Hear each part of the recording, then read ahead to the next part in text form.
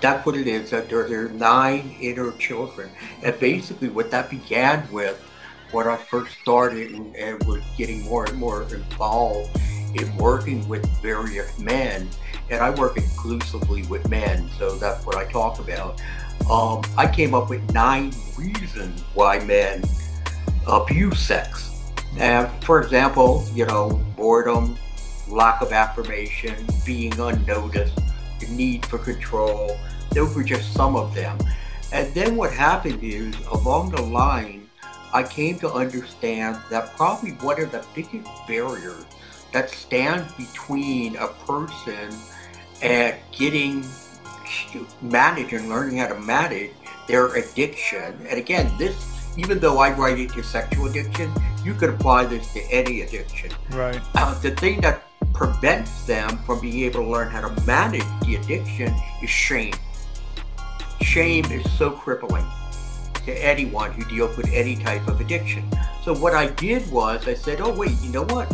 I took an idea from somebody else who was about 30 years ago. I don't remember the author, but what he did was he would externalize the addiction. So therefore, the addict was not the individual, was not the client, but the addict would be outside of the client.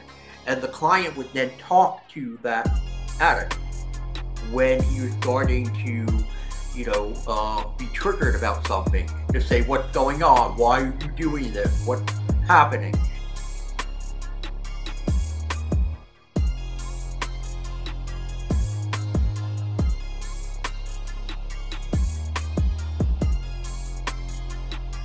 Hey, yo, welcome to the Godcast.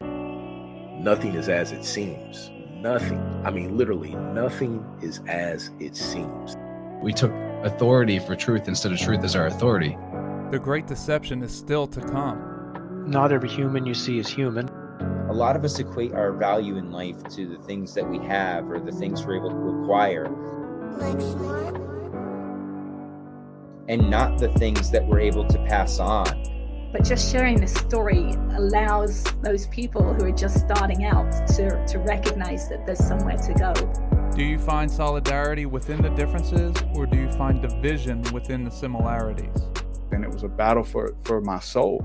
It's not if you buck meets the gospel. What's up now? Welcome to Godcast, The Goodness Over Darkness podcast. Here's your host, Immanuel Kingman. It's showtime. What is going on, everybody? Welcome to Godcast, The Goodness Over Darkness podcast. I'm your host, Immanuel Kingman, and here with me is the inner child healer, Mimi. Hello. Hello, my love. How are we? We are. We are? All right. So today's special guest we had on Dr. Eddie Capparucci. Dr. Eddie is a sex and pornography addiction specialist who has done a lot of different inner child writings. He has a book about the inner child, and also as a counselor and a therapist, a Christian counselor and therapist, I may add, because he has a great relationship with Jesus Christ. So this episode is really fun. It's not necessarily fun, but it's a great healing episode for everybody listening. If you hear this, you'll definitely identify with at least one of the 9 inner children that he has identified. So we're going to keep the intro short and make sure you stay tuned for the outro, where we'll have a bit of our analysis. And this one was short in itself because the good doctor had to run. He had an appointment right after this, so we had to cut a little bit less than an hour. So this one's a little bit shorter than usual, but I want to thank you all for coming out. You could all be doing anything right now, and you have chosen to be here now, so I greatly appreciate your support, and we just send you our love. We would like to, since you are here, we would like you to like, comment, share, subscribe, rate, and review. If you guys could all do that, that would greatly help the show grow. And it is a free way of supporting the show. We also have the Patreon that you can sign up on, and it's running across the ticker at the bottom here, patreon.com/goodness-over-darkness, as well as in the description I have the PayPal and Venmo if anyone feels obligated or just wants to help out the show financially. You can go ahead and send a donation there, as well as my website. I have a donate tab at the bottom, and that's immanuelkingman.com, IMMANUEL Kingman.com. And in order to get in touch with Dr. Eddie Capparucci, you can send him an email at edcappa, EDCAPPA @gmail.com. And I will have all of his links in the description. All right, so make sure you stay tuned for the outro. And without further ado, here is Dr. Eddie Capparucci. Welcome to the Godcast.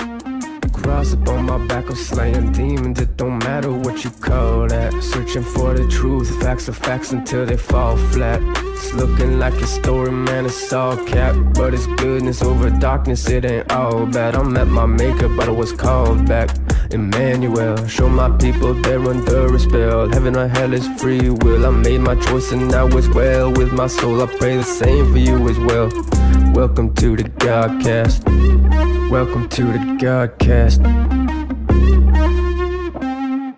Hello, everybody. On today's episode, I have on a guest who is a Christian counselor specializing in sex and porn addiction. He has worked with professional athletes in the NFL and MLB, as well as TV personalities in his 11-year ministry. He is creator of the Inner Child model for the treatment of sexual and pornography addiction. Everybody welcome Dr. Eddie Capparucci to the show. Welcome to the show, Dr. Eddie. How are you? I am great. It is wonderful to be here with you two. And I'm really looking forward to it. I'm looking forward to sharing with you and, being able to share with your listeners. Yeah, thank you so much for being here. I am very excited to talk to you. I was listening to a lot of your stuff, and your model, I mean, I feel like I relate to so many of the children, all the stuff that I've been through. So I think a lot of people will benefit greatly from hearing what you have to say, what you wrote about, and what you're going to bring here today. And I think this will be a great episode for everyone. So do you want to let everybody know a little bit about yourself? Yeah.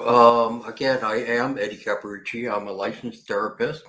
I'm certified in the treatment of sexual addiction and pornography addiction.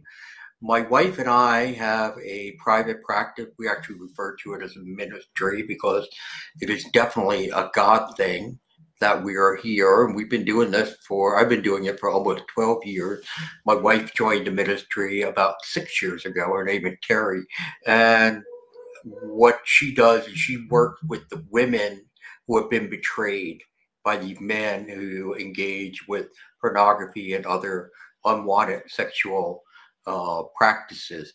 Just to let you know, this was not my first career. I was in marketing and advertising for nearly 25 years. I served as a senior executive for some major agencies up in the New York, New Jersey area before moving down to Atlanta about 20 years ago. And I thought I came down to Atlanta because I thought it was going to be I was recruited for a job, but that was not the reason. The reason was for me to sit in a pew and to hear a pastor say for the first time, it's about a relationship with Jesus Christ. I had no idea what he was talking about. I thought he was out of his mind. I turned to my wife and I said, is this guy crazy? How do you have a relationship with someone I can't see, I can't touch, I can't talk to, I can't hear? I go, it's bad enough having a relationship with those people around you. But it began me on a journey, on a quest over a period of 4 years with working with some very godly men, where I became and I developed what I think is a very solid relationship with God. And then he did a very strange thing. He said, hey, guess what? You know what? I'm taking you out of corporate America because I have something else for you to do. And I was like, no, I don't like this idea at all. This is not a good idea. And I fought him for a couple of years, and finally he won. And so I went back to school. I got another master's degree and did all the state work and got my license and started opening up a practice. And I opened up a practice as a generalist. I should really go back. I struggled with a sex addiction all my life too. From the time I was 16, I was a womanizer. Never one woman was never enough. And I figured out by the time I was about 38, when I went and sought help, a counselor told me, he said, the problem you have is you have an attachment disorder. You're afraid of abandonment. And what happened was, when I was 5, my father died. My mother had a nervous breakdown. So the 4 kids that I was at, the third of the 4, we got shipped out to different relatives, each on our own. And these were people I didn't even know. I had no idea who these people were. So here, our mom's not around, my father's not around, all my siblings are gone, and I'm there for almost a year before they bring us back. And with that, what happened there was I developed this mindset, which I didn't even know, that the people who love you are not reliable, and the people who love you will leave you. So therefore, as a teenager, if I started dating girls, I had one foot in and one foot out. So that was my struggle. Now, fast forward to my practice that I open. I'm a generalist, and I see these guys walking in, and it's like they struggle with the same thing I did. And then all of a sudden, it all made sense. I go, now I know why you want me here, and that's how this ministry came to be. And He has blessed it beyond anything we could ever imagine. We get to see God at work every day in saving individuals and saving couples, their marriages, and it's just an amazing. I'm so honored just to be part of all of this. Wow, that's quite the testimony. I relate to that in my own way, but very much so with the sexual addiction or pornography addiction. However, it manifests. It's still a sexual need or whatever that is controlling us. This addiction, I had very many addictions, and I was sexualized at a very young age, like 5, 6, 7. I'm not sure when exactly it started, but somewhere around there. And in healing myself, one of the major points to heal myself was I went 100 days celibate completely, no masturbation, no sex. And it was in the prime. I was like 28 years old, 29 years old when this was taking place, and I was in peak physical shape. I was going to the gym, so obviously I'm going where people are showing their bodies off. I'm showing my body off in a certain way. And I told myself, no, we're not going to do that. And in doing that, everything else came from there. And that was really the lens that I saw life through, was sexualization.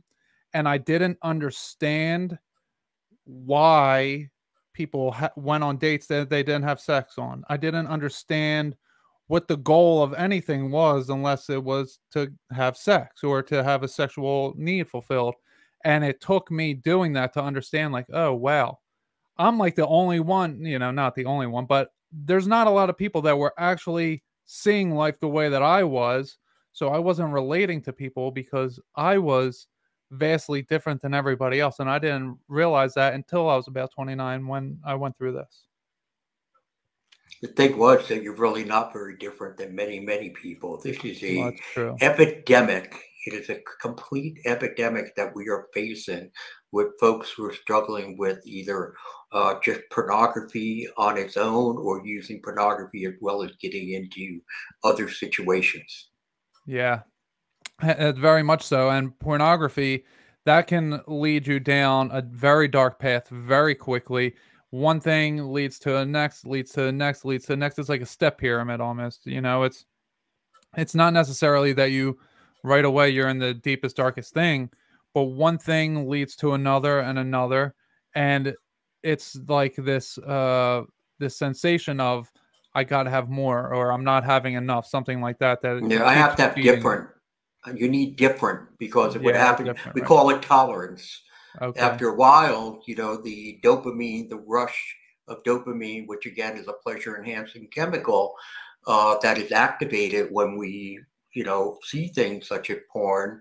Over time, if you're looking at the same genre, it is going to become boring, and Stagnant. therefore, then the level of dopamine you need more. Mm. And so, therefore, in order to get more, you have to have different. And so, therefore, you look at a different genre. Oh, it increases. Okay. Then it decreases. Tolerance kicks in again. And then and as you said, you continue to escalate. And some people will escalate using pornography. Other people will escalate beyond pornography and start to look to do things such as video chatting with people, or perhaps even then engaging with people in general. Yeah, yeah, I totally agree. I love all that you're saying here. Okay, so you wrote the book Going Deeper: How the Inner Child Impacts Your Sexual Addiction. The road to recovery goes through your childhood. So this, and I mean, I talk about this all the time, so my audience can really relate, not just the sexualization part, but the healing of everything that we are at this present moment goes all the way back to when we were children, and there were different traumas or whatever circumstances happened that we fractured off and we stopped growing at that certain age. So I would really like to get into this book, and I know that you have identified 9 different uh characters or inner child that or I don't even know the word. Right, that's what it is. There are 9 inner children, and Okay. basically what that began with, when I first started and was getting more and more involved in working with various men, and I work exclusively with men, so that's what I talk about. I came up with 9 reasons why men abuse sex. And for example, boredom, lack of affirmation, being unnoticed, the need for control. Those were just some of them.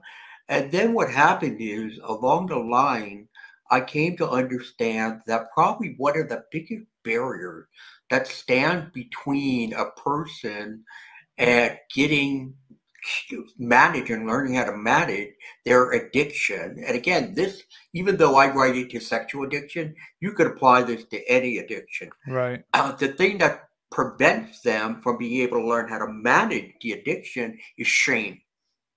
Shame is so crippling to anyone who deals with any type of addiction. So what I did was I said, oh, wait, you know what? I took an idea from somebody else who was about 30 years ago. I don't remember the author, but what he did was he would externalize the addiction.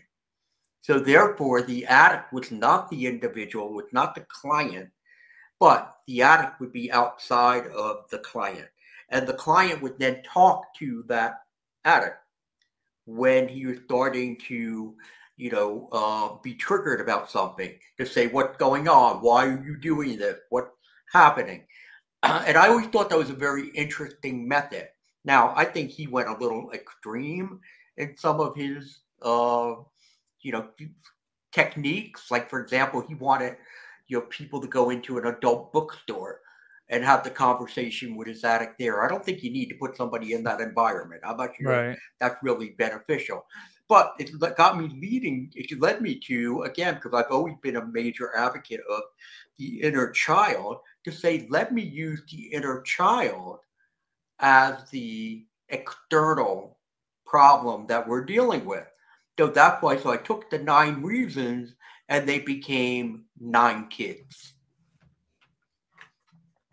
Yeah, sorry, my cat just jumped up and was about to hop on the keyboard and do who knows what.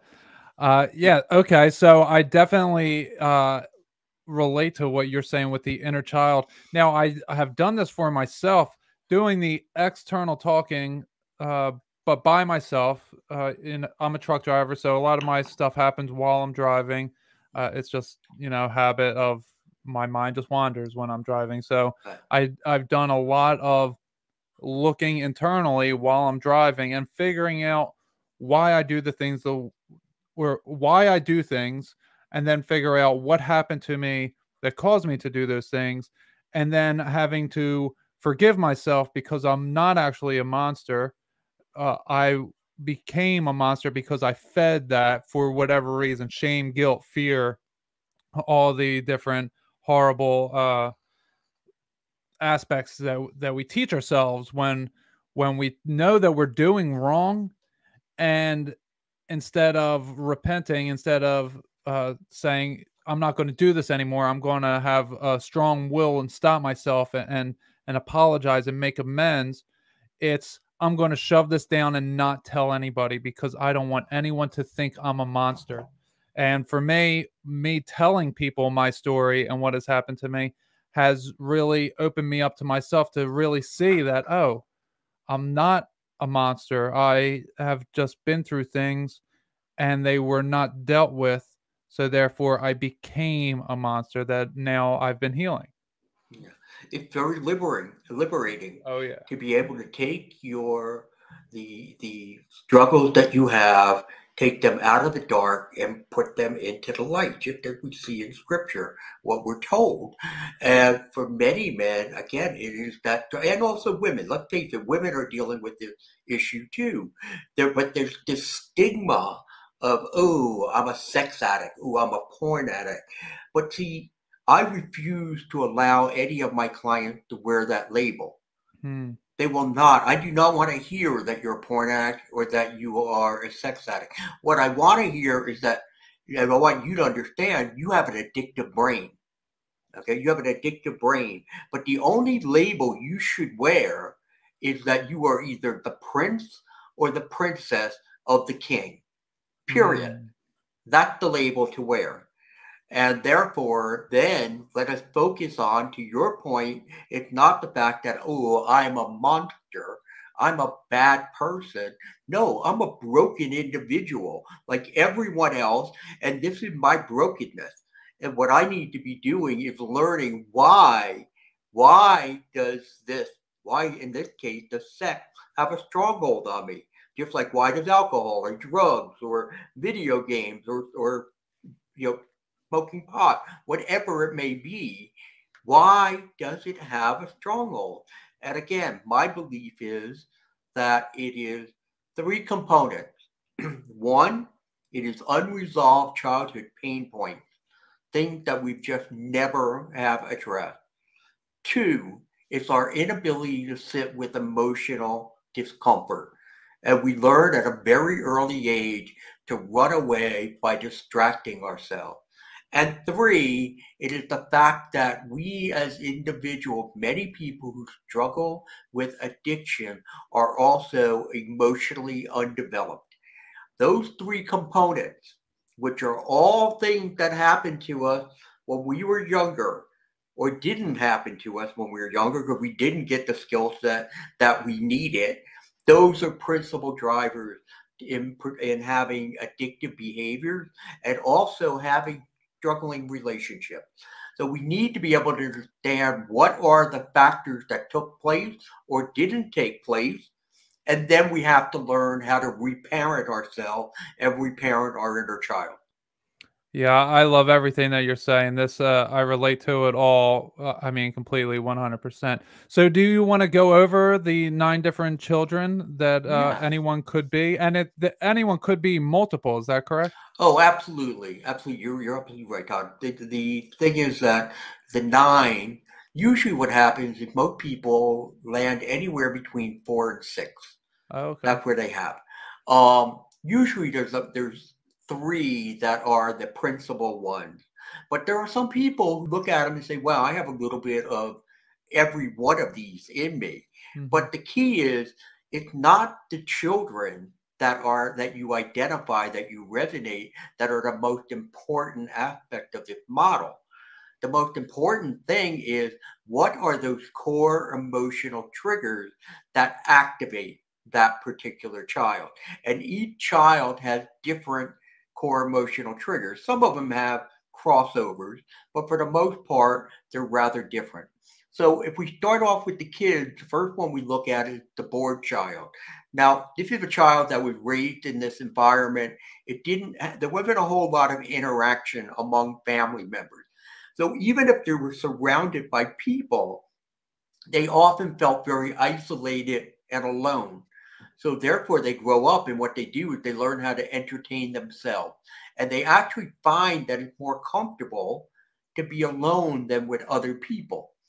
And at some point, they discover sex, and therefore now what they have is this level of stimulation that they've never felt before. So as an adult, whenever there are those quiet moments, those dull moments, which they can't sit still, they can't just sit idly and just say, let me just be quiet. They have to be doing something, because if not, their anxiety increases. Now, what they do is they'll turn to sex, porn, in order to deal with that boredom. Oh yeah, I think maybe George Thorogood might relate to that. Being drinking alone. Drinking alone. That was something. Being alone. That was something I enjoyed when I was getting high, and I would just, okay, I don't need to go anywhere. I can just stay in my house and I can get high. I mean, I like you said, I grew up with a family around me, and we interacted about sports mostly, or it was pretty much arguing. Fighting was was the main way we communicated as a family. So there wasn't a ton of interests of different things going on. It was work, Right. sports, or fighting. So I mean, I relate to that one completely. Yeah. The second one is the unaffirmed child. And now here, this is where a person grows up in an environment where they may receive very little in the way of praise or affirmation, or they may receive this constant stream of criticism. So what is the result of that? Well, the result is they suffer from low self-worth or low self-esteem. And so their desire is to feel affirmed, or to feel desired by others. That's the quest that they're on. Mhm. And a lot of times what they do is they will use sex in order to get that sense of affirmation from other people. Yeah, that one is another big one. That's one that I experienced. It was uh, the needing or the feeding of the unworthiness is also something that holds people back from a relationship with Christ. It's they look at themselves, and this is a really big one that people say, I'm not worthy, so I'm just going to keep sinning because I'm not worthy of his love. And getting over that is a very big step into having a relationship with Christ for anybody. Absolutely. That's actually that was the subject of the first book I wrote, Removing Your Shame Label. And it Okay. was about that, because when I got into counseling, I never imagined the number of Christians who struggle in their relationship with God.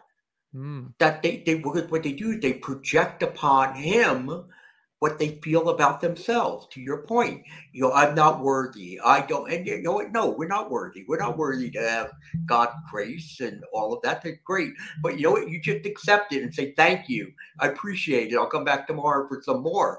But the idea is that, you know what, we have to stop projecting the fact that God looks at us and says, oh, you're worthless. You don't amount to anything. You didn't turn out the way I wanted you to turn out. None of that is accurate. It's not biblical, and it becomes a big problem. So that's why that part of the whole lack of the need for affirmation. The next child is the unnoticed child. Now these were kids who never felt like they really belonged. They were the ones who always had to go chase friends or family members. They were rarely ever sought out. This was the kid who would see 3 or 4 kids playing out front, and he would go outside, and they would say, hey, yeah, come on, play with us. And they would play together for a little while, and then all of a sudden they'd say, hey, you know what? 3 of us, let's go. We're going to my house. And they'd leave that kid out there by himself again. So they never sought them out. So therefore, their desire, their need is for attention. And because it can be so strong that even if they're getting a lot of attention from their spouse, it may not be satisfying enough.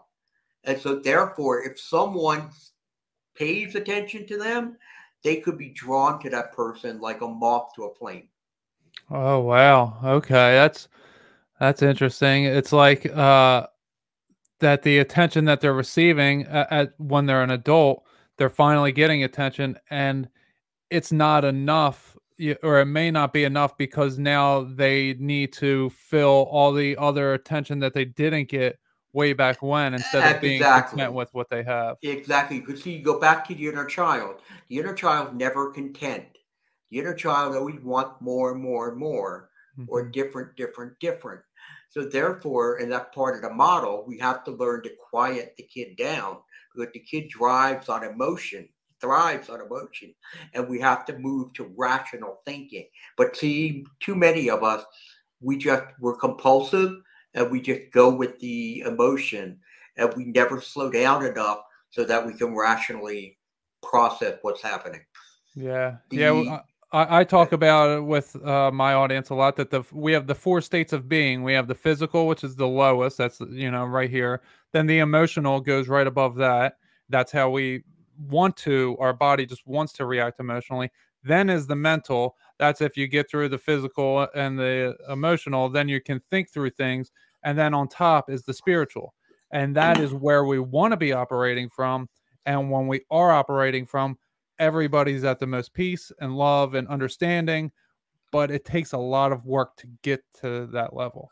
takes a lot of mindfulness to get to that level. It's really interesting you bring that up, because I use those four things too, and in the model. But those are about being drained. If you're drained mentally, emotionally, physically, or spiritually, in any way, shape, or form, what happens is the potential for bad things to happen, because you're drained. The brain is screaming for stimulation. So therefore, you are now weaker at this point. So therefore, here comes a temptation. Here comes, an opportunity, and you may just run toward it because you're looking for some level of stimulation. So Yeah.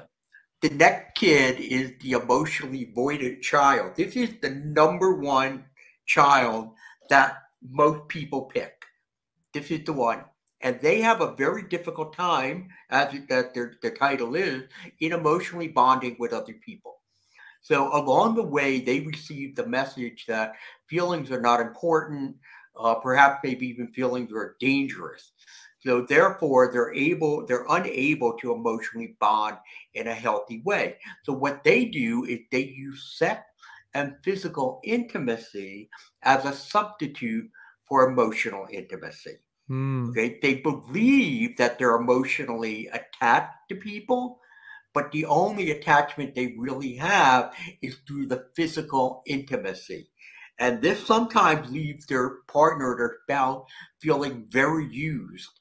Because again, the idea is I never feel more love than when somebody touches me or is sexual with me. And I never feel that the way I show love to other people is by how physical I am with them. Okay, so could that also work with material items to a similar degree, that instead of necessarily just touching people, but they're not receiving the emotional connection, so they buy things for people to make them feel Oh, happy. oh, absolutely. Yeah, now you're getting into, as we jokingly say, retail therapy. But Mhm. yeah, it is that idea of, there are people who that's another form of addiction that they have.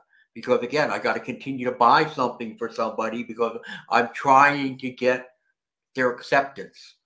And this Yeah. is where I feel I can get acceptance. Yeah, that was a big one for me as well, and I could see, I don't wanna get too much into it, but, I could see how that was passed on to me, or why it was Hmm. passed on to me, because it was something that my parents experienced as well. So, yeah, that's definitely a big one. It's very interesting in talking to you that again you have so much insight about you at this point in time, that you understand as you continue to probe the why question, the big why question, which is interesting because when we're being trained to be a counselor or a psychologist, we're told to stay away from the why question, because Mm, why can feel like we're wagging our finger at somebody. Why did you do that? It's almost like we're being judgmental about someone. I think why is the most important question. yeah. Why do I think, feel and act the way I do. Because if I have the answer to why, I'm empowered. Yeah, I'm definitely. empowered. I can make great changes in my life. So the next kid is for somebody who needs power, is the need for control kid. Now they grow up in a very hectic or chaotic environment. And so what they do is they try to seek control around them. And why? Because the past has demonstrated that if a situation gets out of control, they are the ones who suffer the consequences. So Mm, therefore, they developed this worldview, and again, it's an erroneous worldview, that if I'm in control, bad things will not happen to me. However, that is not the case. right. Okay. In fact, we look at people who are control freaks, and they usually cause more problems around them. So therefore, they use sex to distract themselves from those events where they have no control. Okay, their anxiety is Mm. very high because they can't fix it. They can't do anything about it. So what they do instead is say, "Let me go and not think about it." So could that cause the dominant and the submissive type of personalities in a sexual relationship? They're more in a couple of the other kids that are coming Okay. up. That's not the kind of control we're talking about Okay. here. We're talking more about this is more emotional control for them than Okay. anything else. But we're going to get to that in a minute. The entitled child is the next one, and it's not entitled by the fact that, oh, I'm better than you and I deserve. In fact, I've actually nicknamed him now the spiteful kid. And Okay. these were kids who were made to feel devalued. They lacked a voice. They Mm, felt that their desires, their needs, they didn't matter. So as they get older, they turn to sex as a reward for right. themselves. I deserve this. And the reason I deserve this is because life is not fair. Nothing's fair. I always get the short end of the stick. So I'm going to go off and do this because this is what I want to do. So therefore, when things in life as an adult are not going their way, this is one of the emotional triggers that can cause them to act out. Okay. Yeah, I definitely relate to that as well. Okay. Yeah. Yes. So Now here's a kid who come to when we talk about submission dominance, and okay. this is the inferior slash weak child. So these were the kids who were conditioned to believe that they were different than their peers or their siblings. They did not measure up, and therefore they were made to feel weak or made to feel inferior. And Mm, this happened either sometimes the parents do it, their sibling can do it, their peers can do it, or a combination of all of them. So therefore, as they now grow older, they'll use sex either one to feel empowered. Okay. So therefore, they engage in sex to reinforce that sense, to build a sense of, oh no, I'm stronger than I think. It's like a cover up for them. But therefore, I must use others. Or they will engage in sex to reinforce this sense of inferiority and weakness. So therefore, the worldview is I deserve to be used. oh wow. I deserve to be used. That's a really big one. People that feel that, I bet it's very hard to admit that. Uh, It is hard. It is hard to admit that out into the public. That's why a lot of people don't, broadcast something like that. But right. when it comes to their sexual practices, it's like this. Because let me tell you, the fact people get this idea that the sense that, oh, somebody who's submissive, especially if we're talking about a male, is a very timid, quiet, frail looking guy. No, you know what? Some of the most boisterous, loud, biggest guys you'll ever see, who you look at and you think, oh man, he is a manly man, or you'll feel this sense of weakness. And that's the key there for submissive is that Right. I feel weak. Well, they build up this persona, and they get muscular. They become large because they're trying to live up to something that they can't because they were always put down, like you said. Correct.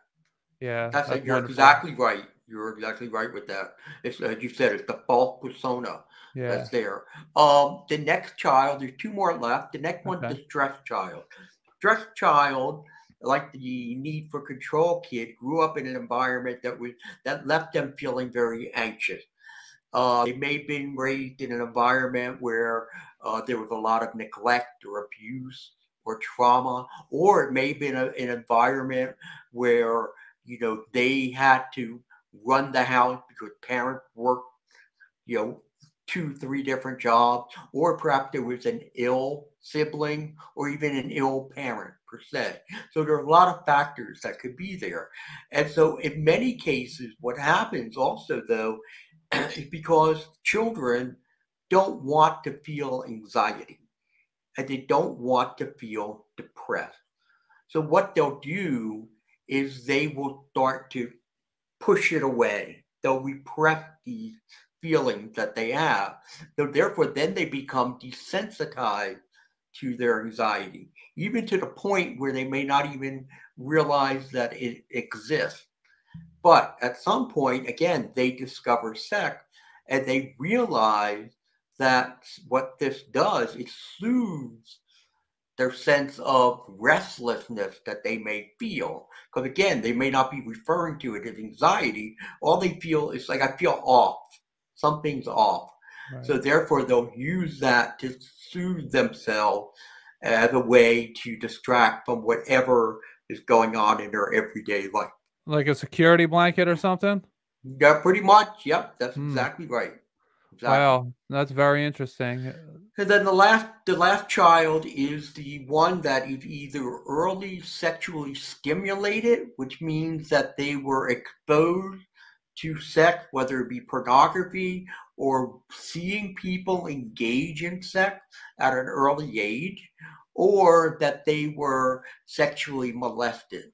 And what with them, of course, there are all these irrational beliefs that come with sex, including the fact that sex is dirty or sex is bad. Sex is just an act. There's nothing emotional connected to it. It's depersonalized in that sense. And so therefore, and sometimes they'll take that and internalize, especially those who've been molested, to think of themselves as being dirty or themselves as being bad. Yeah, that was my number one. That was the initial thing for me was that one, and and it's not just sex, but the masturbation as well. It's meaningless and now I've come to realize that human seed is greatly important, so important that demons try coming into our physical world to steal it. Right. So I mean the importance of how the importance of sex and treating it as not a reward, but something that is very special and very unique, and that you shouldn't just give your seed away to the toilet, to the tissues, to the shower Mhm. stall. That is something that you don't understand when you do it every single day, maybe multiple times a day, maybe it's only multiple times a week. Mhm. But when you're not withholding and denying the flesh, as Jesus said, we have to deny ourselves. If you're not doing that, then you don't ever realize how greatly important it actually is. Right. Right. And the thing is, again, you get many people who are so caught up in this disorder that they get this mindset, and it is all a mindset, but it's a mindset that I need this. Yeah. This is one of my greatest needs. And that's again, that's erroneous. It is not one of your greatest needs. You may feel, and again, I always go back to as we learn how to deal with the inner child. The inner child is going to take you down a pathway of what I feel. I feel I need this. I'm going to die if I don't have it.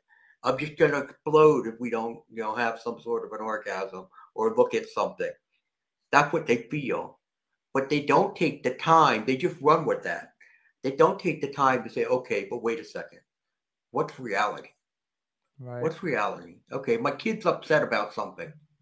He's upset and he wants to run off and do this. What is going on in my world right now? How am I doing mentally, emotionally, physically, spiritually? Have any of my kids been activated based on their emotional triggers? Okay, what am I? If my mood shifted or changed at all, and to be able to sort through that, and what you're doing right now is something we've never done before. Because again, when you go with just the emotion and you run off and act out, you're just again that's compulsive versus now what we've done if we've slowed everything down. Yeah. Because now I have to sit here and I have to focus on rational thinking. I put a speed bump in. And when we put a speed bump in and we start thinking of slowing down the emotional aspect, the amygdala part of the brain, and we start working more with our prefrontal cortex, now all the rational thinking starts to develop. And then it's like, you know what? Maybe I don't really need this. Maybe I'm just tired and I need to go to bed, or maybe I need to call somebody and go out and do something. Whatever it may be. But I don't really need this. This Right. is just an excuse to try to help me deal with whatever emotional discomfort or distress that I'm dealing with. Right. They become pattern behaviors that we don't ever look at in those terms. Albert Einstein, I believe it was him that said the definition of insanity is doing the same thing over and over and expecting different results. Right. So to me, I took that and applied it to everything that I did. And the first time I experienced it was something like a car kept parking in my parking lot, and I kept getting, or in my parking spot, and I kept getting angry and angry and angry. And then finally I was like, you know what? I'm not going to react that way. And then boom, it stopped happening. And I was like, okay, let's see what else I can change if I change my behavior. And I took that and applied it on a minute level. And it's really, once you get a hang of it, you see that, oh, I'm 25, I'm 30, I'm 45, however old you are. And I've just been living pattern behavior since I was a child because I haven't grown at all. I've just been physically growing. I've been emotionally and mentally and spiritually stunted because I haven't gotten out of these pattern behaviors. That's right. And the other thing, what I'd say, and I have a new book out right now, Why Men Struggle to Love. And it talks about why being sober is not enough. We need the transformation of the heart. And one of the words that's in that book, it appears over and over again, is oblivious. We were oblivious to all of this. We're oblivious to the fact that we are, again, adolescents in adult bodies. We just don't, we don't know what we don't know. And that's why we need to be able to take the time to spend in a lot of self-reflection so that we can continue to learn about ourselves. Why am I hardwired the way I am? Right. And what are those patterns? I think I love what you just said there, that idea of these life patterns that we just, again, blindly go down the pathway. And at some point, you have to say, stop. Right. Stop. We need change. We have to do things differently. And the thing that has to happen the most is we have to grow up. Yeah. But, it's funny because I guess I've dealt with hundreds and hundreds of men. And I've said it to each and every one of them. I've said, you are emotionally immature. I have yet to have one guy push back on that with me. Yeah. I think the whole world is. Yeah. I think you might be right. I think we've many of everybody may be dealing with that. But particularly these group of men, it is mind-boggling. 9 out of 10 of them have a low emotional IQ that I deal with. Yeah, it's a lot of being a man and being, I got to be tough. I got to show that I have no weakness. And I said this a few times before, but by trying to show you have no weakness, you show that you actually do have weakness. But when someone opens up about everything, that's showing you have no weakness, and being comfortable with being emotional and being all these feminine names, growing up as a child. You get called names, sissy, and a bunch of other stuff that I'm not going to say on here. But there's things that men or boys say to other boys, or men say to boys, to make them feel inferior, to make them toughen up. What are you doing? Come on, let's go.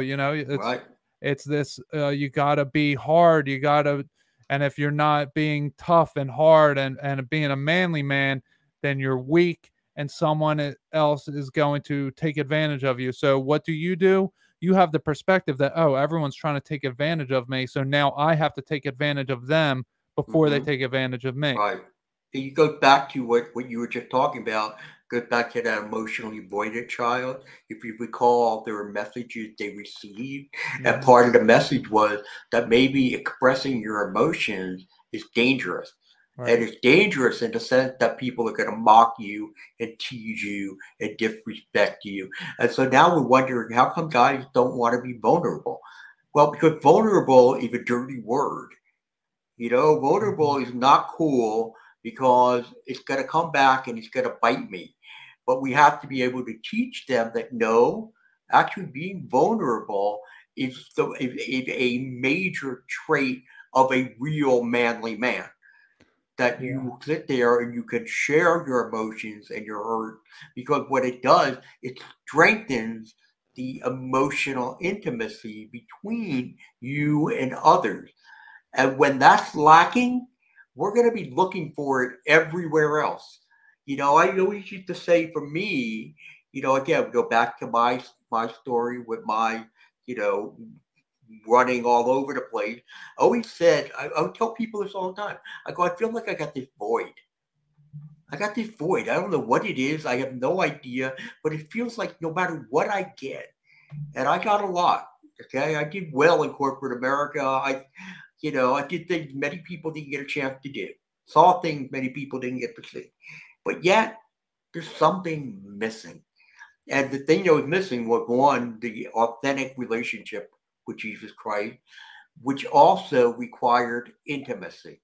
A true emotional intimacy. And if I tell my clients, and some of them look at me like I got three heads when I first say this, I go, emotional intimacy is so much more powerful than physical intimacy. Yes. And they come to understand that, because that's the truth. Yeah, you're totally right. And when you were saying earlier about the figuring out the why, that when you're clinically trained, they're telling you to stay away from that. That's how I know that this was a Jesus ordained thing for you, because Jesus is the one that tells me, figure out why. Don't just, it's not just there. There's a reason for it. Figure that reason out. It's like a puzzle almost that we put together. So I really love all the things that you're doing, all this that you've brought to us. I feel that a lot of people, everybody, can relate to something in this conversation, and they can apply to whatever addiction or emotional intelligence that they have, or lack thereof, or why they do some of the things they do. Maybe this will enlighten them to open up that repressed and suppressed memory bank, and try to figure out why they do the things that they do. Agreed. You're right. I've had so many people since the book came out. They said, you shouldn't have put sexual addiction. You should have put addiction. And I've had other people say, you should have just put disorders. Because again, you go back to depression, you go to anxiety, you go to anything, and you could see that there is a correlation between those unresolved childhood pain points, our inability to sit with the pain, and the fact of being emotionally undeveloped. Right. And so you picked pornography and sexual addiction because that was something you dealt with and struggled with, right? Well, the real reason it happened was because I saw the people who were coming into the office who looked very much like me. They were dealing with it. Okay. And when I saw the level, because remember, when I got treated, people weren't talking about sex addiction. So what they were talking to me about was, okay, why do you struggle to stay in a relationship? And that's where we got the idea of the attachment disorder, and that's where we discovered it. But then understanding now, because it was only back in the early 80s that started to start talking about sexual addiction.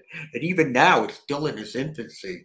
And there are so few of us that are really qualified and trained. We really need more people to get into this field to be able to help the onslaught of kids who are going to be struggling with this as they get older. Okay. All right. So, Mimi, do you have any final questions for the good doctor here? I do not. All right. Well, I want to thank you so much for coming on. Do you want to let the audience know where they can find you, and if you are open to doing different taking in clients at this time, or if you're Yeah, right now, as you can imagine, I'm not taking new clients. It's okay? very difficult for me to get there, but I have a network of providers who have been trained in the inner child program. Perfect. So people, I encourage them reach out to me. My email is edcappa, EDCAPPA @gmail.com. And the website they can go to learn more about the inner child is www.innerchild-sexaddiction.com. So again, innerchild-sexaddiction.com, and there's all kind of resources that they can find there. All right, that's wonderful. And the final question I have for you that I ask all my guests going out is, what is your go-to grounding technique? You know, within this world that it has so many addictions that we can just get hooked onto, what keeps you spiritually, mentally, emotionally, and physically grounded to being human and living out your purpose? Well, I think what keeps me grounded is again the idea that I have been called into this ministry, and to understand the enormous responsibility that was given to me. And so, therefore, I need to keep myself grounded. I need to keep myself healthy. I need to keep my self care up. I need to make sure I'm surrounding myself with good people, surrounding myself with good things, put good things into my head, in my eyes, and in my ears. And I think it's because of that responsibility that I've been given, that's what keeps me grounded. Wonderful, wonderful. All right, so we'll say goodbye to our audience. Make sure you guys stay tuned for the outro, and we'll say goodbye to you for now. Bye, everybody. All right, everyone. So welcome to the outro. Thank you all for sticking around. We really appreciate it. I know that not everyone likes to hear what Mimi and I have to say before the conversation. Sometimes they just come for the guests. So we want to keep the banter and the analysis at the end of the show now, so that people who enjoy us, they'll stay for it, and they'll still get to enjoy us. So thank you all for being here. And again, if you could please like, comment, share, subscribe, rate, and review wherever you are listening to us from, it would greatly, greatly benefit the show, and we would so much appreciate it. I don't have any new Patreon members to announce today from yesterday, but I do like when we are able to interact with all of our Patreon members. I've been having, a lot of people come in really quickly, and the patreon.com is the Patreon is patreon.com/goodness-over-darkness. You can sign up there. I post some things on there that you can't get anywhere else of my social media, and I try to post all my social media posts on there as well. Not all of them make it there for obvious reasons, but I try to put most of them there. So Mimi, what did you think of today's show? I did a lot of listening. Yes, you did. So what did you think about what he was going over, the inner child? So well, I think every person has all 9 of those children inside of them. Everyone at some point. Yeah, and he comes at it from the porn and sex addiction point of view. I think it can involve anything. Right, but yeah, it can apply to any issue that somebody has. Yeah. Yeah, but he's done a great job identifying them and explaining the why part. And that was something that he said he was impressed with me, or something to this effect, that my need for the why is, it is what has driven me for all of this. And especially conspiracy theorists, they want to know the why. Why are things happening the way they are? And that's what keeps us going. So the why for me in my own personal life is, why am I conspiring against myself? So I figure it out and I switch it. Yeah. So it was a great episode. It was a great learning episode. A lot of different things that I think will help people. And I know Andy Rouse is really into the term the inner child and healing the inner child. So I hope that he'll get a kick out of this one. I'm going to send this one to him and see what he thinks, because it is, and it's not something that I typically use that term or anything, but it applies all of it, and it really works that way, where it is your inner child that is in such need of being healed. So so yesterday we interviewed Robert Lindsay Milne, and towards the end he said something about, when you reincarnate, you have to experience everything you do, and you reincarnate to get the other end of that. And everyone that listens to my show regularly knows that I don't believe reincarnation is a thing. And I didn't rebut, because it was at the end of the show and I wasn't going to just, argue with my guest. And then today, Jesus revealed to me that it's not that we experience the opposite end, that we do something and then our children or our grandchildren, someone in our DNA strand, they receive the opposite of what we have done. So if we are, since this is the topic of discussion today, if we are sexually aggressive with somebody is going to be sexually aggressive with our child or our grandchild or great grandchild. It's going to work that way, that it's not you're not going to reincarnate and then have it happen to you, but your shared spirit, your shared DNA is going to receive it on another end. And since we are all one and everything is happening now, then that means that it could also be that someone else in America, someone else in Africa and Ireland, wherever, it doesn't really matter, that someone else is experiencing the exact opposite of what I'm experiencing now. So it doesn't need to be me that reincarnates to experience it. It can also work in that sense. So do you have any thoughts on that, Mimi? Nope. No? You don't got I can't argue with God. Right. Okay. Well, I just was wondering if you had any thoughts, just trying to get some banter out of you, because it's hard to carry the conversation when you're not conversating. Don't know anything until you know it. So that's what I always say, and that's kind of what he said is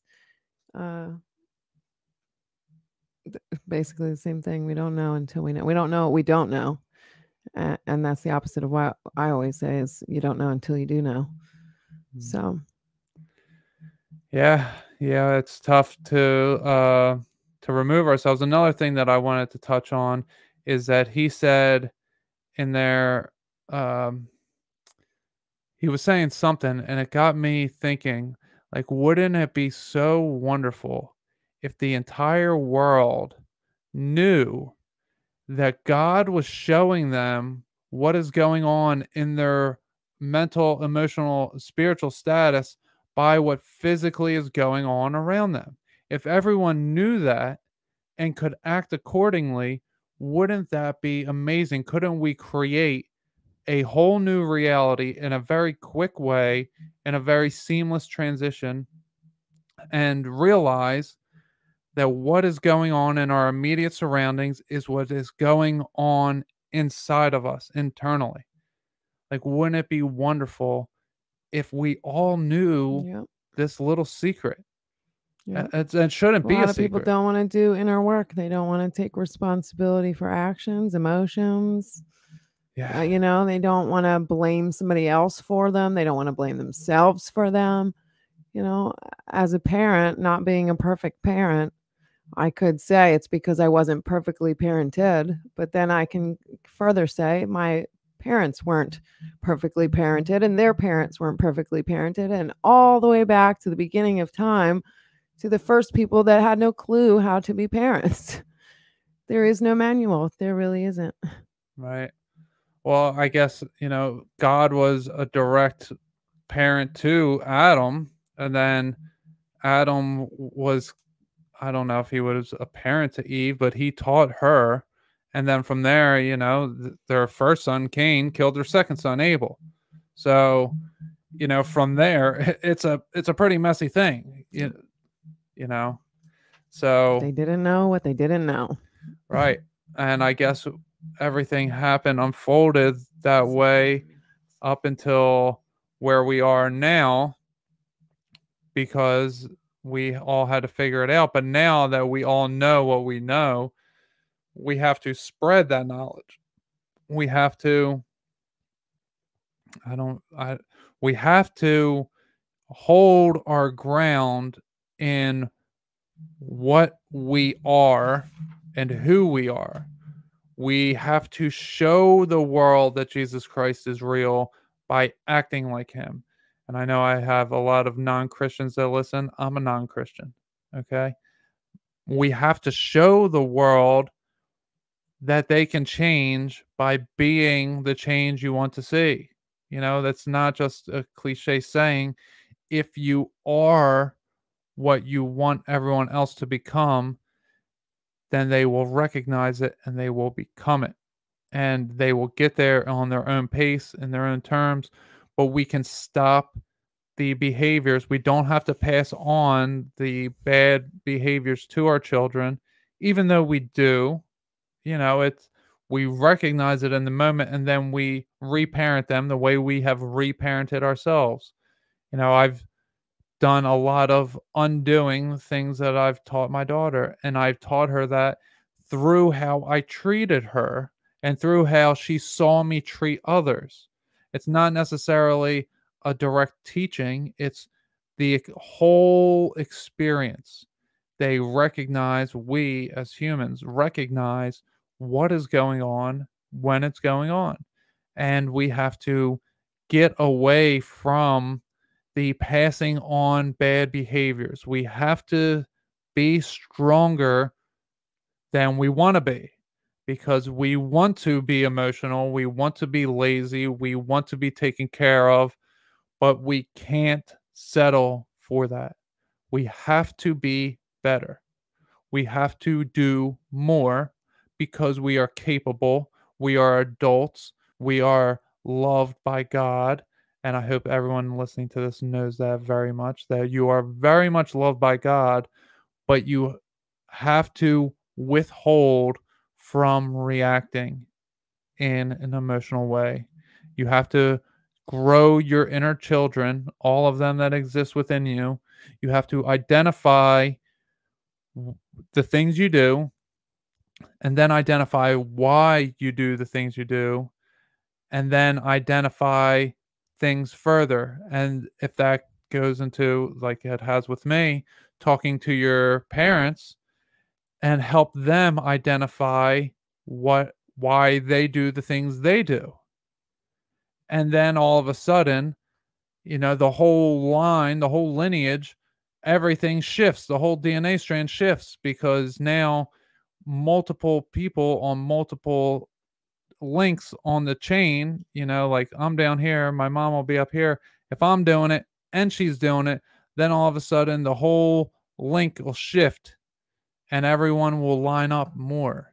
And we all possess that power, because we all are a piece of God. We are the representation. We are God's proxy on earth. We are the image of God. We have all of God's capabilities. And it starts by healing ourselves and passing on good qualities to our children, and helping all of those around us, whether they're elder or younger or peers, helping them know that they can heal themselves and showing them how they can heal themselves by being Jesus Christ. That is how we change the world. And that is how Jesus Christ comes back as well. You know, a lot of Christians are expecting Jesus Christ is going to arrive at a time when no one's suspecting, which, yes, no one suspects it when it happens, but we all have to individually do it so that it collectively can happen. I think that that's going to do it. Do you have anything left for? I do not. All right. So make sure you go check out our guest, and you can email him if you are in need. And the Bible study, if anyone wants to join the Bible study, send me an email with the subject Bible study. So that way I can hit a star next to it and I can add it on the list when we do the Bible study Sunday at 8 p.m. Eastern. And they're on the Patreon. So if you become a Patreon member, you can watch it on there. It's the only place you can watch it, actually.